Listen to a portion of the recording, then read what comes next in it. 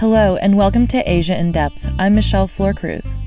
In the wake of George Floyd's murder, a wave of powerful protests, petitions, and boycotts organized by the public aimed at dismantling racist systems have emerged. The movement has compelled individuals and institutions around the world to reflect on their own shortcomings and consider the ways they can support racial equity and anti-racism. After decades of paying lip service to diversity, business leaders are now facing pressure to act and be accountable. One business leader who has embraced these changes in motion is Sonny Kalsi, founder and partner of investment firm Bentall GreenOak and an Asia Society trustee.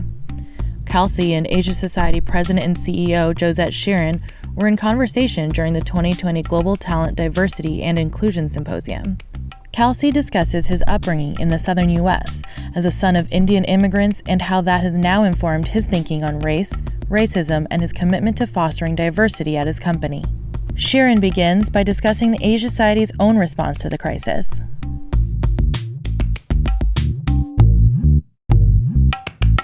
And I think the events of George Floyd and that we've seen unfolding show us that we have to do better.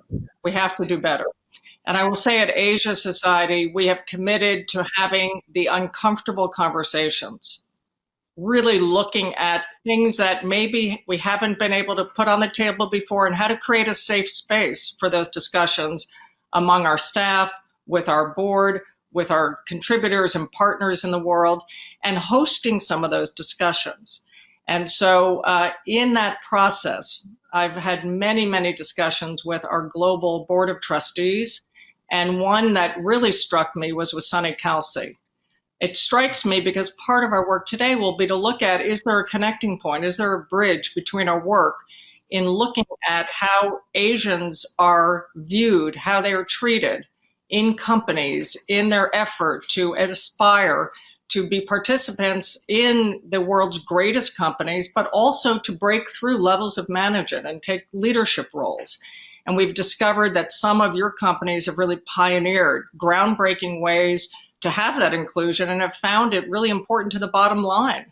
If we look at the world of consumers and customers and partners in deals that are being made, now the East and the West are very blended together.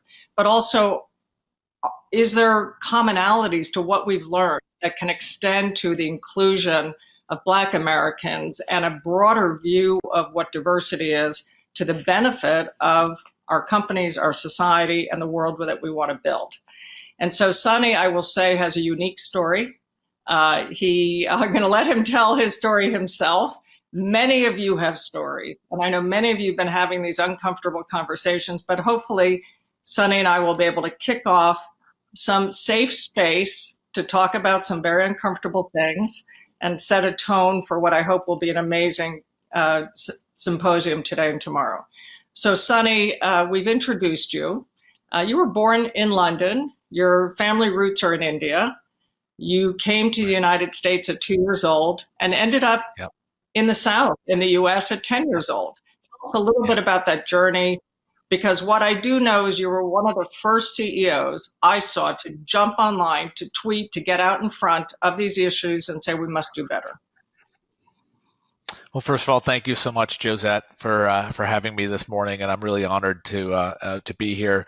I will say I feel a little bit guilty in a way sharing my experiences, because look, my experience has been a fraction of what many others have experienced for so long. But as you said, I think it's important we all kind of share our different experiences. So as you said, my parents are first generation immigrants from India. They stopped in England for a few years. My dad got an education, and I was born when they were there. When we first came to the United States, we lived in upstate New York. And I say that because we lived in a very ethnically diverse community. Actually, there are a lot of other Indian families, but also a lot of other Asian families, Blacks, whites, et cetera. And then we moved to Tennessee in 1979. And let's just say it was pretty striking. My first day in school there was in sixth grade. I was called the N-word.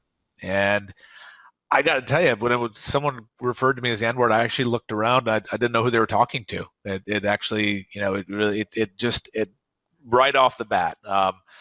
A couple of things that I'm a little bit embarrassed to admit it, but I kind of accepted as normal at the time. My hometown, Oak Ridge, Tennessee, was segregated. Now, I think it had been segregated a long time ago, but the segregation had lasted. So most of my black friends lived in one part of town. There had been busing, and it was a community where, generally speaking, there was some interaction between blacks and whites, but not a lot, and not in any kind of way that you would think is normal.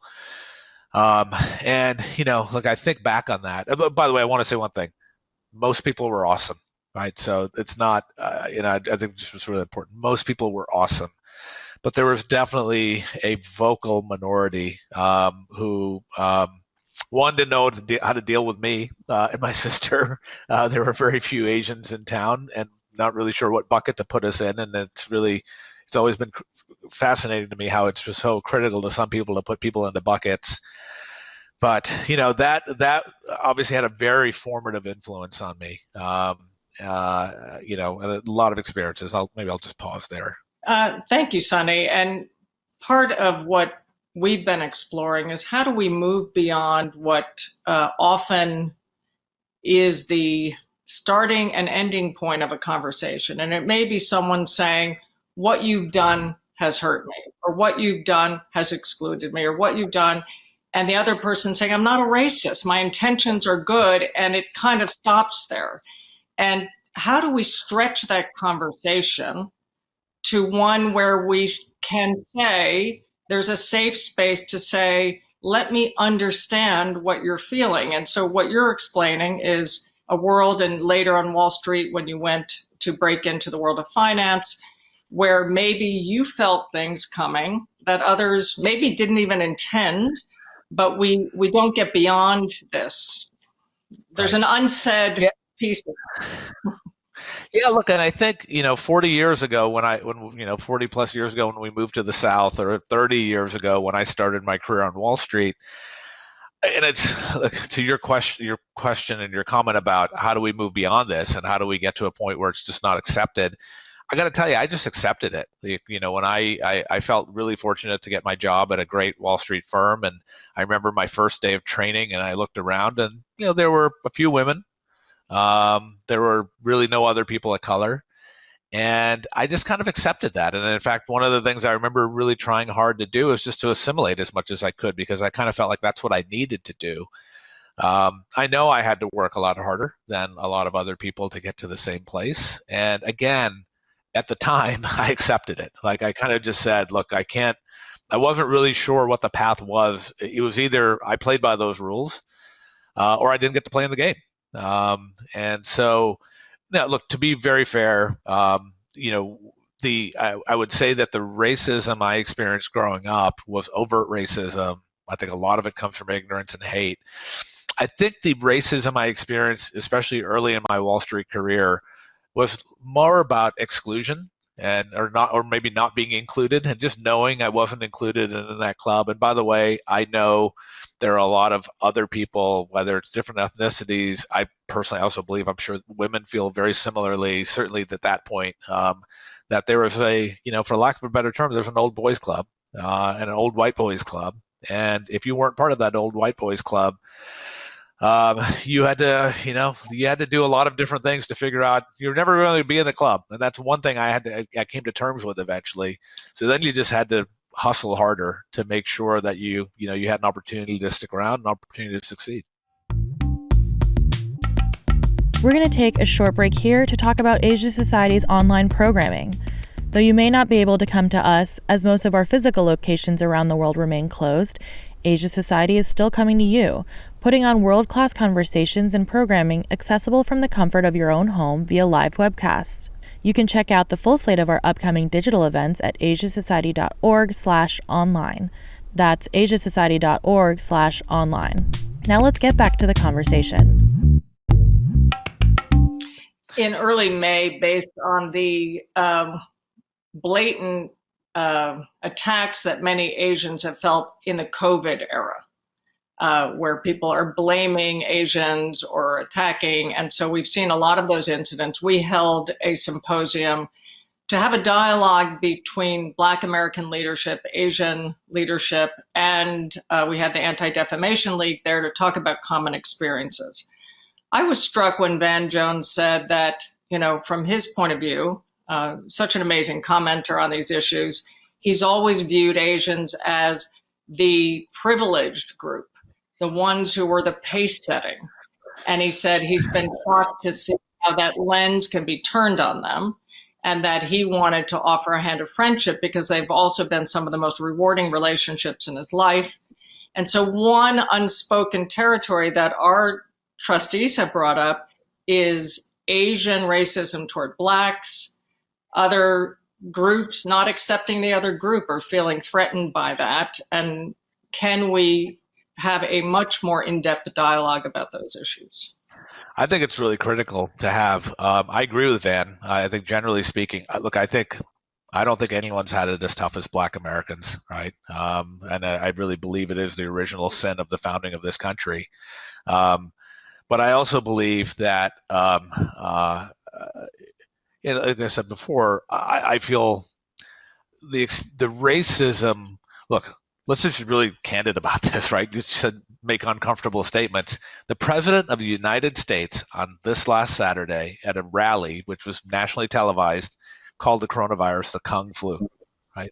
The President of the United States. If you, I will not go any further. I will not make any other political statements. I will say that if we are not, nothing's going to change in this country if we don't have respect. And if we don't, people aren't held to a higher standard. And I would say that, Josette, you and I have talked about it. My family is Sikh, right? So many of my relatives, actually most of my uncles still wear a turban. My father doesn't. But after 9/11, there was a huge amount of actually not only racism, but a huge amount of attacks that were, against the Sikhs, against the Sikh community, because people didn't understand, right? I view that as ignorance. Maybe there's some hate, but I view that as ignorance. For sure, the racism that I think Asian Americans have been experiencing in the last few months, it's ignorance, but when it's coming from the highest authority in the land, I got to tell you, not that I want to cut anyone slack for being a racist, but they're not getting a great role model, right? And I think that's where we got to have the uncomfortable conversations, and I think we got to start owning this. And I do believe that you made a comment about some of the stuff we've been doing as a company and some of how we've been vocal about it. Look, my view is when the public sector is not showing leadership that it needs to show, the private sector has to step up, right? And so if it's not coming from a federal level, if it's coming from other parts of government, if it's not coming from a federal level, if it's coming from the private sector, it has to happen. And I'm obviously super passionate about that. Yeah. Well, you had said in one of your tweets, we cannot let our inaction become part of the narrative. We have to act. And I want to get to this point. There are countless examples, really, of the private sector being the lead, being at the vanguard of changes in society that have brought about, real benefits and broadened the lens of inclusion. This is a moment where we see some of that pace setting. What are some of the things that can be done in the boardroom to get this better, and also with our own employees and teams to make a safe space for a broader discussion, to deepen our own ability to do better at this, and our company's ability, and to help set the pace for the country? So I think, first of all, the biggest thing I think we have to all remember is talk is cheap, right? So anyone can talk. Look, we as a company can put that tweet out, right? And if we do not follow up on that with tangible action, then I believe that George Floyd's murder will be in vain, and a lot of other things that have happened or not. I do believe, I'm hopeful this time, and I'm hopeful for a couple of reasons. One, I think, is I don't think people are going to let this go. Number two, thankfully, the much maligned millennials and the younger generation are passionate about this. If I participated in a couple of the protests, and the crowds were 90% white. And that to me was super powerful. So look, we as a company, we have a lot of work to do. We're no paradigm of virtue at all. I think the business that we had built before we merged last year, I was always very proud to say we were only 45% white males. Now, I have no problem with white men. I love white men. They're some of my best friends in life. But, in an industry, my industry, which is 80% white men, we worked really hard on that. It was a conscious decision to do that. And we're going to do the same now with a much bigger firm that we're part of. We had a very uncomfortable discussion last week with our Black colleagues in the Affinity Group discussion. I don't want to get into details because it would not be fair to them, other than to say I didn't know what to expect.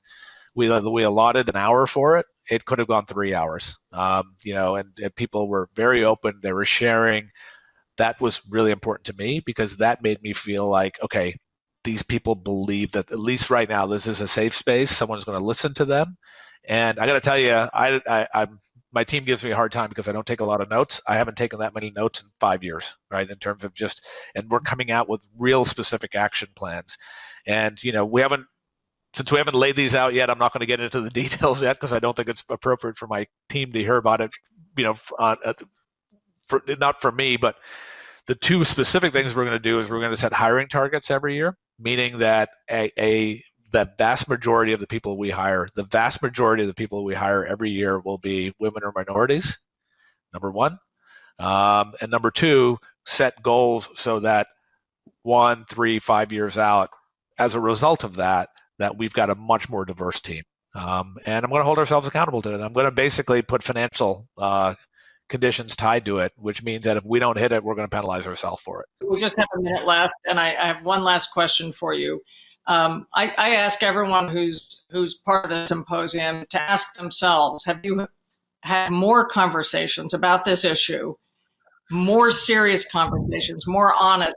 Everyone I talk to is having that. And so the question is, are we at a tipping point? Are we finally, and we've seen this happen with gay rights movement. We've seen change happen, and society adjusts. We're capable of making real change and getting at this. Are we at one of those moments?